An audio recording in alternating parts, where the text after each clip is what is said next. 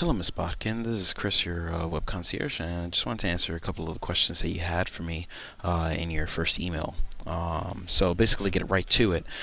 First question you had, or statement rather, was you couldn't get your pictures on the slider to look good.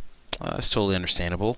The reason for that is because the size of your slider is a certain dimension, whereas the images you're putting in are of another dimension, which is significantly smaller than the area that it is in. So what's happening is that the slider is attempting to either enlarge it or somehow zoom in, and it digitizes or pixelates the image. So what you're going to want to do is for any of the images that are going to be in the slider, you're going to want them to be of a larger size, or you're going to need to somehow crop them using some sort of imaging editing program like Photoshop or GIMP or Pixlr.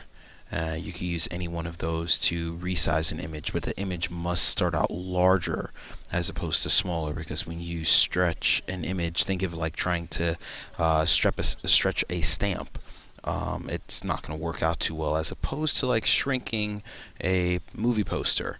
That tends to work out a little bit better. It looks cleaner. So for this particular slider here, you're probably going to want something upward of maybe 1200 by 600, and then crop from there in order to fit the frame here.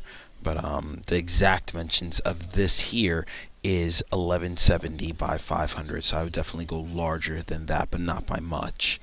Your next question was a colored background. That really depends on the theme itself. So you're going to want to go into your theme, which is called Customize It.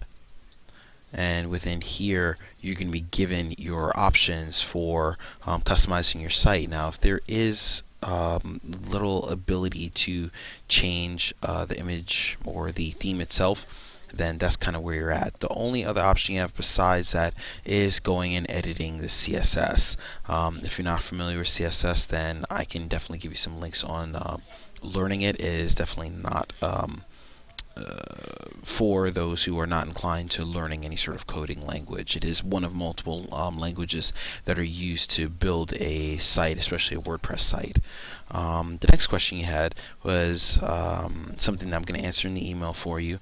And your last question I'm also answering for you in your email. So I hope this video does help in terms of keeping the ball rolling and getting your site to where you want it to be. If you have any further questions, feel free to let me know. Thanks.